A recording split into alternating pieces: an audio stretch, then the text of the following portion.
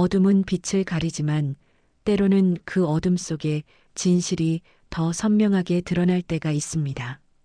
사람들은 흔히 눈에 보이는 것만을 믿고 살아갑니다. 화려한 비단옷, 번쩍이는 금은보화, 그리고 사람의 웃는 얼굴. 하지만 그 껍데기 속에 감춰진 시커먼 속내까지 꿰뚫어보는 눈은 흔치 않지요.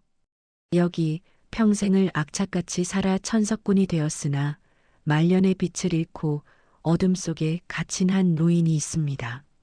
사람들은 그녀를 앞 못 보는 불쌍한 늙은이라 혀를 찾지만 과연 그녀가 진짜 아무것도 보지 못했을까요? 그리고 그녀의 재산을 탐내며 혀를 날름거리는 독사 같은 며느리. 그녀는 자신의 눈이 밝다고 믿었지만 정작 보아야 할 벼랑 끝은 보지 못했습니다.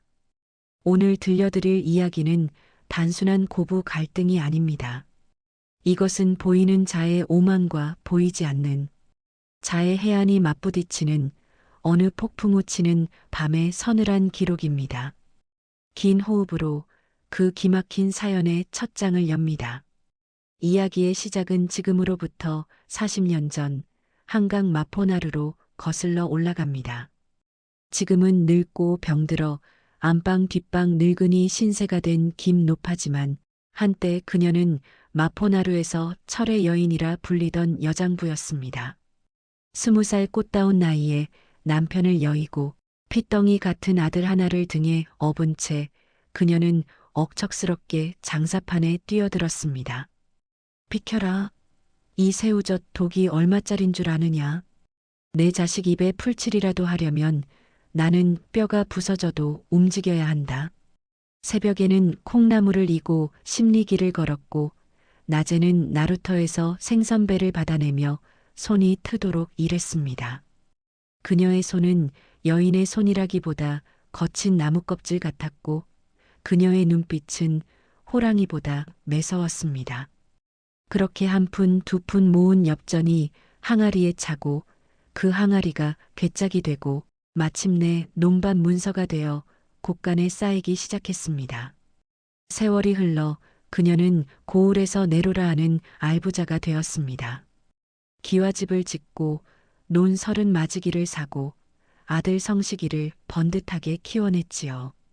하지만 하늘은 공평한 것인지 아니면 무심한 것인지 재물을 얻은 대신 그녀는 건강을 잃어가고 있었습니다.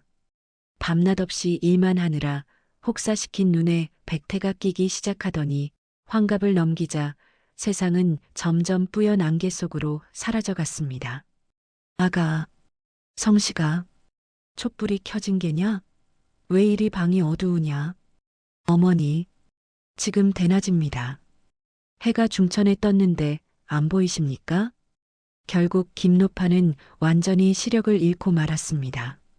화려한 기와집과 곳간에 쌓인 쌀가마니도 이제 그녀에게는 손끝의 감촉으로만 남게 되었지요. 그녀에게 남은 유일한 위안은 자신이 평생 모은 재산이 담긴 자개장식 동계짝뿐이었습니다. 그녀는 잠잘 때도 그 괴짝을 머리맡에 두고 열쇠 꾸러미는 속옷 고름에 단단히 묶어두었습니다. 그것만이 그녀의 지난 세월을 증명하는 유일한 징표였으니까요.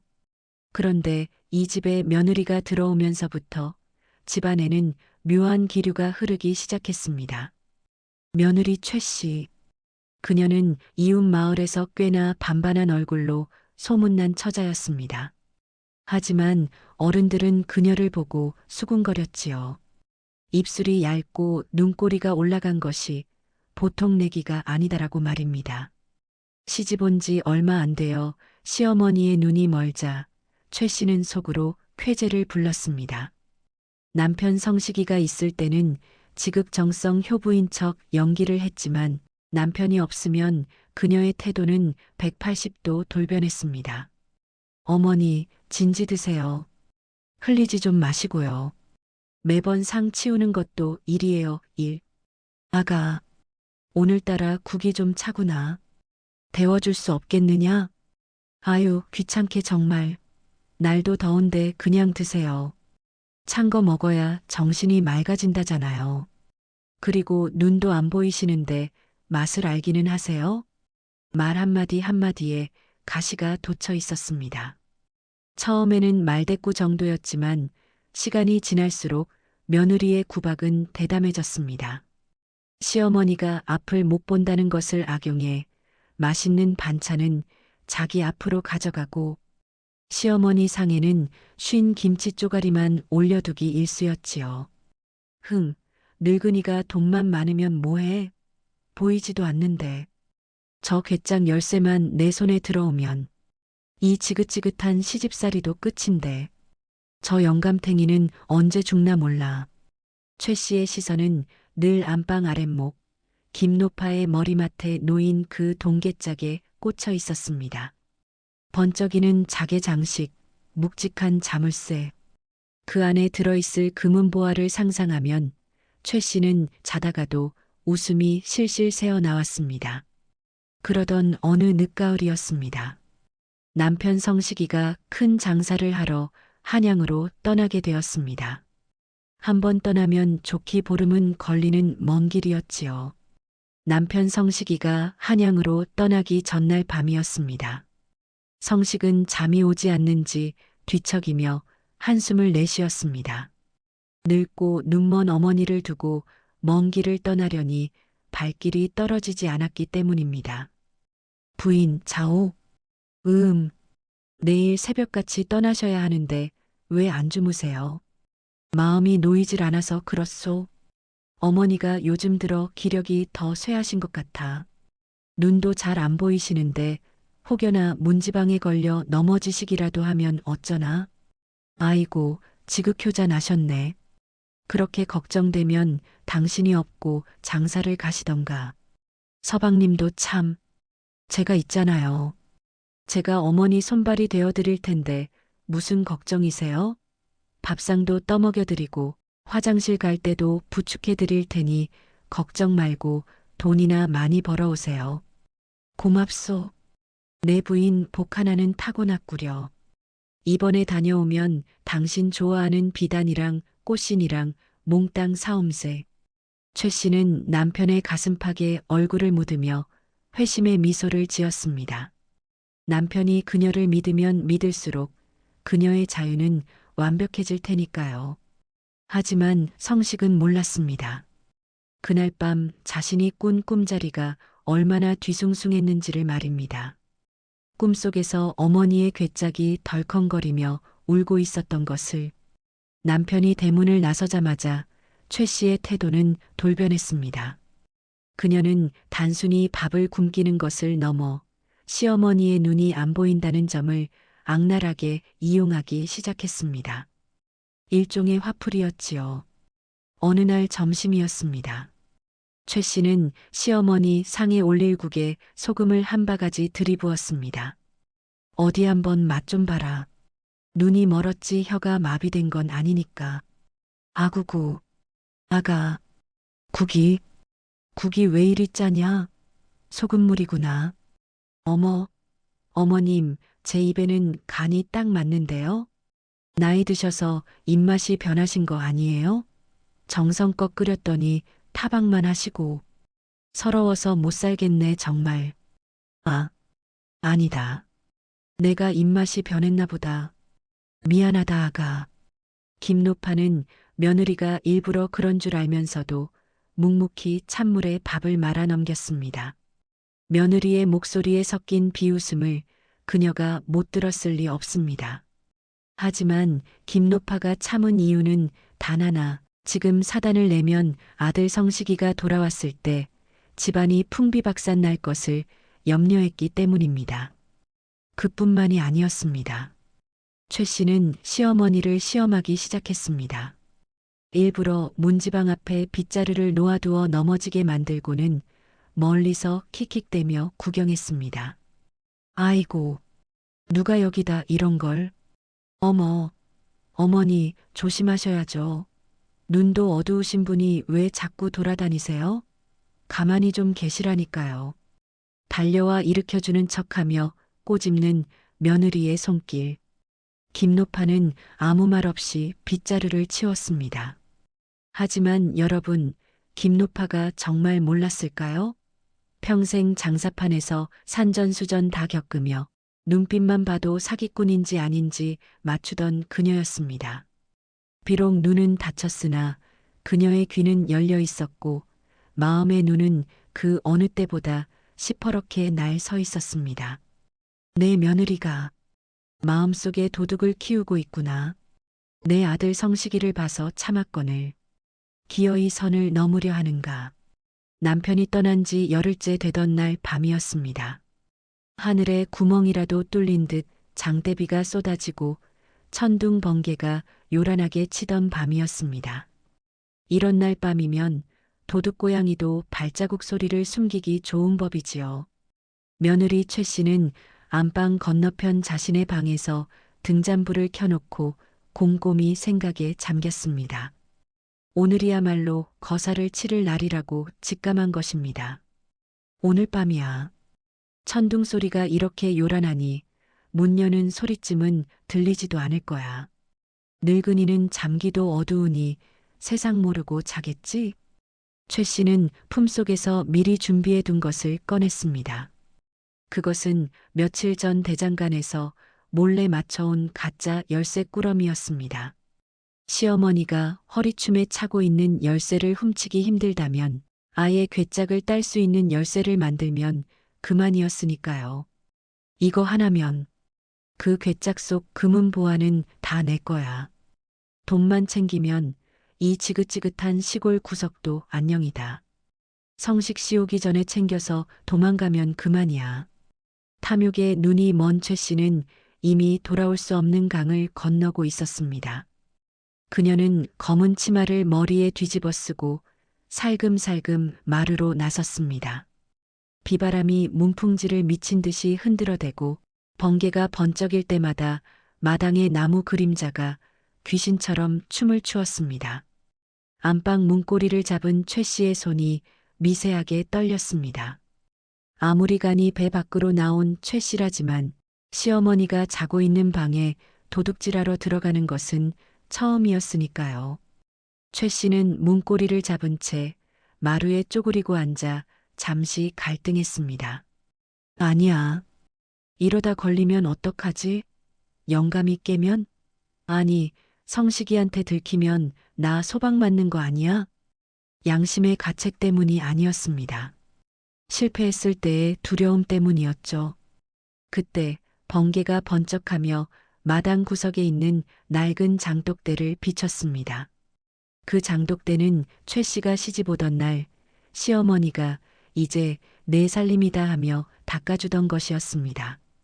잠시 흔들리던 최 씨의 눈빛이 다시 독하게 변했습니다. 그녀는 자신의 손을 내려다보았습니다.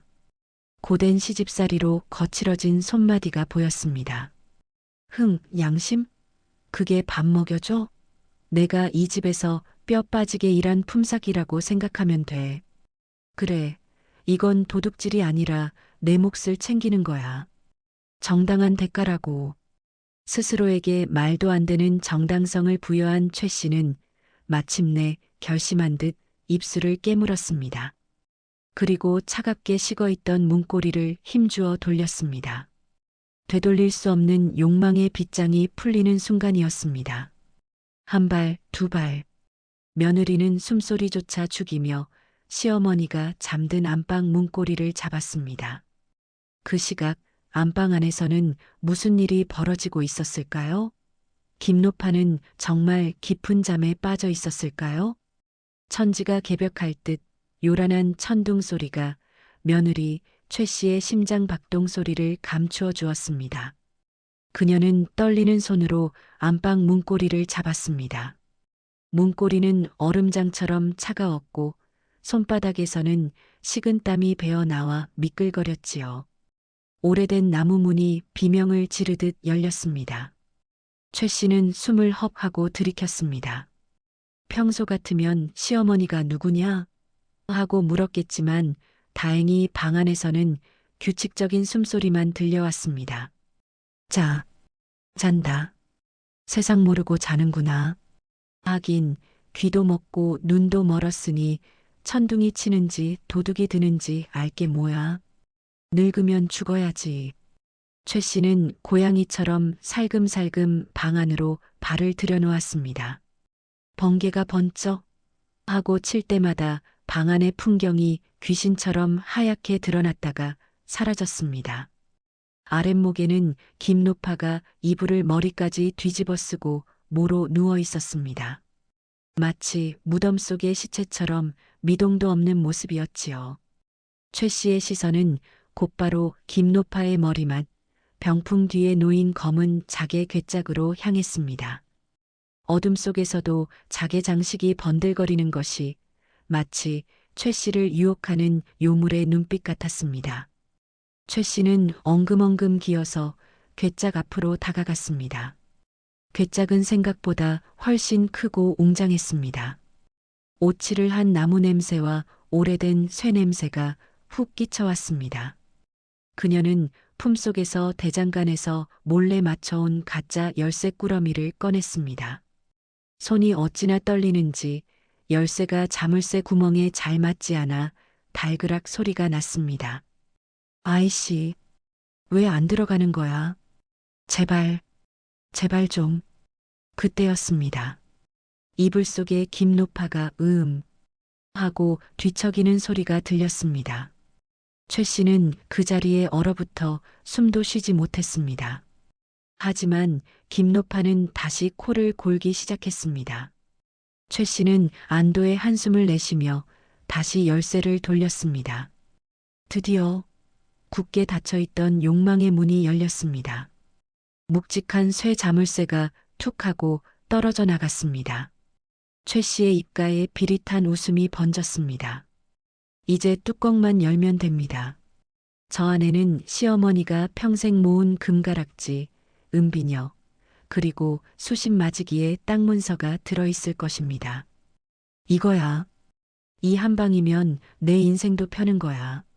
성식이 그 맹추 같은 인간 비위 맞추는 것도 오늘로 끝이다.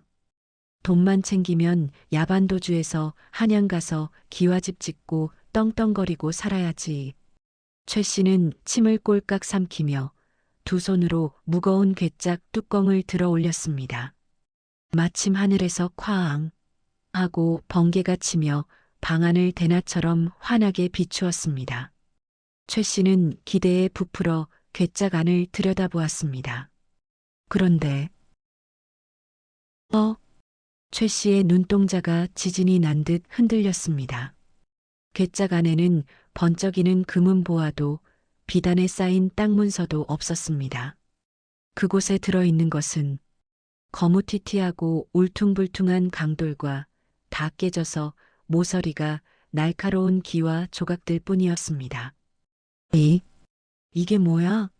돌, 왜 돌이 들어있어?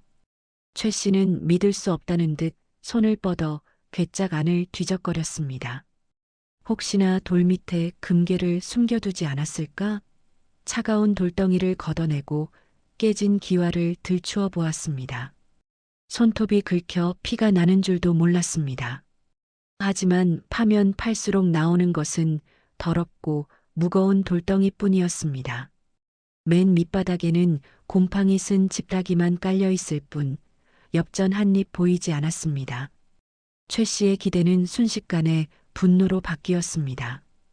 이 망할 노인네가 노망이 나도 단단히 났구나. 보물을 다 어디다 팔아먹고 돌덩이를 보물단지처럼 모시고 산 거야?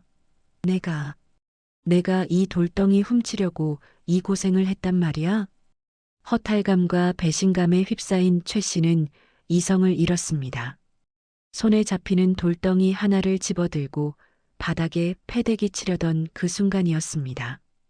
천둥 소리 사이로 아주 낮고 건조한 목소리가 최 씨의 등 뒤를 파고들었습니다. 무겁지 않으냐? 야! 아니, 잠든 줄 알았던 시어머니가 며느리의 모든 것을 보고 있었습니다. 과연 이 독사 같은 며느리의 운명은 어떻게 될까요? 괴짝 밑에 숨겨진 소름 돋는 반전과 통쾌한 결말이 2부에서 이어집니다. 뒷이야기가 궁금하시다면 구독과 알림 설정 종 모양을 꼭 눌러주세요. 2부가 올라오자마자 가장 먼저 받아보실 수 있습니다.